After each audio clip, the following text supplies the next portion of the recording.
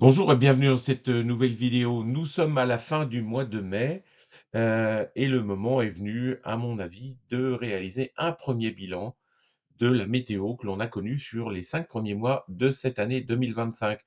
Alors pour illustrer la vidéo, bah écoutez, j'ai choisi un jour un petit peu pluvieux pour réaliser quelques images là de mon étang.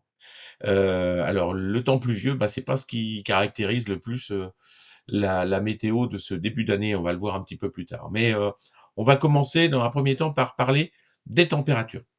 La première chose que l'on peut constater, c'est que les gelées ont disparu depuis longtemps. La dernière fois, chez moi, près de Nantes, il a gelé, c'était le 11 février, pour être exact, avec une dernière température à -1. C'était une petite gelée. Autant vous dire que cette année, les saints de glace, bah, ils sont restés au chaud, hein, et que la végétation n'a pas été mise en difficulté au moment de son réveil et ça, c'est vraiment bien.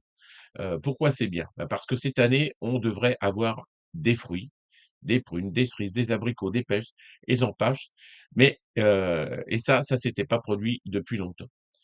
Ce que vous voyez à l'écran là, le graphique que vous voyez à l'écran, c'est le fruit d'un enregistrement, personnel des données que je réalise via un capteur qui est installé heu, au niveau de mon étang. Les horaires de relevé, c'est 9h-21h. C'est-à-dire que pour chaque jour, bien, vous avez, 2 relevés.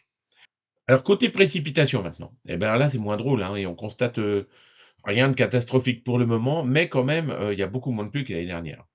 Il faut dire qu'on avait connu avant plus de 18 mois de pluie, quasi, continue, et que ça nous a quand même donné un peu d'avance et de quoi tenir. Malgré tout, depuis février, il pleut moins et les dernières pluies ne se sont manifestées que pour accompagner des orages qui étaient bienvenus.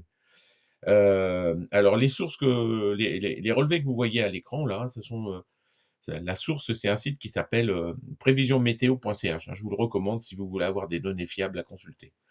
Bon alors sinon le niveau d'eau, bah, l'étang, commence à descendre, il a déjà perdu environ 45 centimètres. Mais, il faut rester positif et se dire qu'au final, ça va me permettre de réaliser quelques travaux que j'avais pas pu envisager l'an dernier parce qu'il pleuvait trop.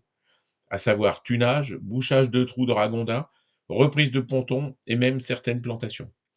Comme dit le proverbe: «À quelque chose malheur est bon» et la situation qui se profile ne devrait pas échapper à cet adage. Bon allez, je vous laisse, sur ces images et sur ce proverbe, sans oublier de vous inviter à vous abonner à ma chaîne YouTube, à visiter mon site internet www.mon-étang.fr et mon groupe, Facebook et ma page Facebook. Un étang, une passion. À bientôt.